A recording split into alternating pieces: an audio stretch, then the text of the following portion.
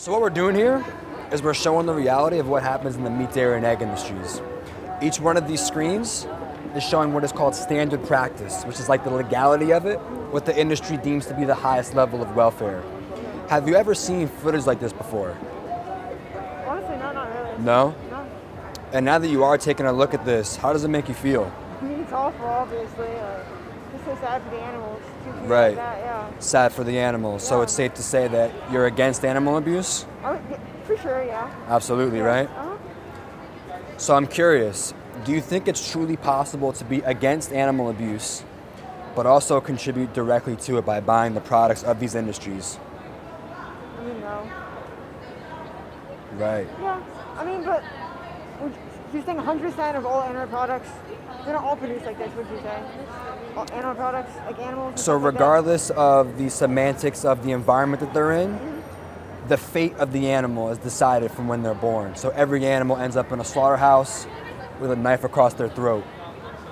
So those labels that you're probably referring to, like free range from the small farms, cage-free, grass-fed, grass-finished, antibiotic-free, organic, whatever romanticized term you want to use, those labels are designed to make you feel better about buying them. They do absolutely nothing to make the animals feel better. So what we're here talking about is animal rights in the form of veganism, which is a way of living that excludes all animal-derived products as practicable and possible in this modern society that we live in today. So what do you think would be like the biggest obstacle for you or something holding you back from being vegan? I mean, honestly, I feel like at school it would be like so hard. I mean, I'm in college right now. Like, I feel like most of the dining hall stuff like has meat in it. There's like one or two like vegan, vegetarian options. At school. And when you say vegan, vegetarian options, I'm sure they serve simple things like rice, beans, vegetables.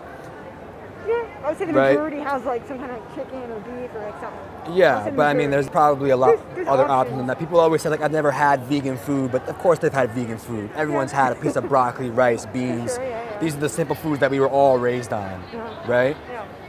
And do you think that a factor of convenience would be a moral justification for what you see on the screens? I mean, no. No, right? No. I mean, I thought a lot of people use it. I mean, I would probably say I use that convenience, but Right. I mean, yeah. Can you think of anything else that would be holding you back, or? I mean, I feel like I like chicken and all that. You know? Right, taste, tradition. Yeah. I mean, I've grown up on that. I've had that my whole life. Yeah, it's interesting because all of us here are vegan, and none of us here went vegan because we didn't like the taste of those products. Yeah. In fact, most of us here loved the taste of those products. But what we understood was that our choices and our actions have a consequence. So every time you pay for one of these products, the consequence is what you see on the screen here, animals being hacked into pieces. So do you think that that 15 minutes of sensory pleasure and that satisfaction that you get from taste is a justification to what you see on these screens? I mean, no. Yeah. I just have a question actually. Like, you going vegan, how would that, do you think it's actually solving, it's not trying to be rude at all. No, be honest, Do you think absolutely. it's solving any problems at all by being vegan? Like, this is still going on whether you're vegan or whether I'm vegan or not, you know what I mean? So you're thinking So about more of I a guess large scale? Yeah, what's your end goal, I guess? So think of it like What- this. If us three tonight didn't go out and commit a violent crime, we're not going to rid the planet of violent crime tonight. Yeah. However, us three didn't contribute directly to it. And the more of us become the collective, we become the majority. And that's how we create the change of the supply chain. So the only reason that this happens on such an exponential scale is because the demand for it is so high by consumers like you. And you also mentioned stopping everything. What is it really going to do, right? I'm curious to know, if you see an animal being needlessly killed, would you consider that an injustice? Yes. Yes? Yeah. Now, would you take that same approach to any other injustice? Would you think about the whole world, or would you think about what you can do as an individual? As an individual, I would say, yeah. Right? Most problems, yeah. Yeah, Starts with a single person. absolutely. Yeah. Do you know the number one benefit of being vegan? Like the number one benefit. Any guesses? So the reason why I'm starting to do it, well, sorry, I had pork today. Period, guys. But the reason why I do it, because I have dreads.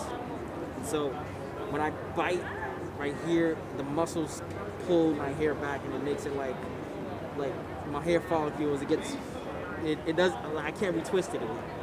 So I don't eat. I don't like eating anything hard, like any burgers or anything that makes me chew hard because it ripples up the sides. So I just try to eat like rice, soft things that sit in your stomach. Okay. Kind of just slide down on its own. I've never heard that one. So his number one benefit is his hair. Yeah. We're curious to know, what do you think is the number one benefit of being vegan? Like health. Health. So, So health for sure. health is conditional. You can absolutely receive some amazing health benefits depending on how you coordinate your lifestyle. Just like you may get some hair benefits depending on how you coordinate your lifestyle. Yeah. Those are all possible bonuses. But the number one benefit would first, of course, be for the animals. They would no longer be abused because of you. But as individuals, the number one benefit would be if you say you're against animal abuse and you look at these screens and you're disgusted by it, then you no longer have to be a hypocrite. Yeah. How long have you been vegan? How long have I been vegan for? Yeah. 8 years. 8 years now. Yeah. How's it going so far? You like it? It's less about whether I like it or not. It's the fact that I understand the consequence to my choices.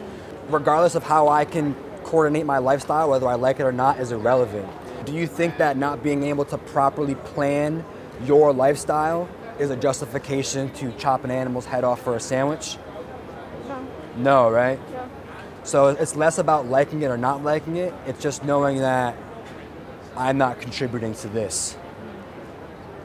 There's no blood on my hands, and that's what I feel the best about, right? And then anything outside of that is my responsibility to take care of myself. Yeah. So now that you have seen the footage, you got a bit of context, we're having an open discussion. What do you think you guys are going to do leaving here? I feel like I'll think more about it. I feel like the next time I have meat, but will I become vegan? I don't really see that in my future, to be honest. But I mean, yeah, I understand where you're coming from. I think that works for you, but I feel like this wouldn't work. I know it's not an excuse, but like, I just don't see myself becoming vegan, honestly. And do you have a core reason for why that would be, or? I mean, just like convenience. I like meat. I mean, honestly, I don't like what's going on, but like, Right. I know it's such an individual, but Yeah. And I mean, we're in a modern society with endless food choices, so anything that you really enjoy, there's always a substitute. Because I eat the same thing that both of you eat, just minus what you see on the screen.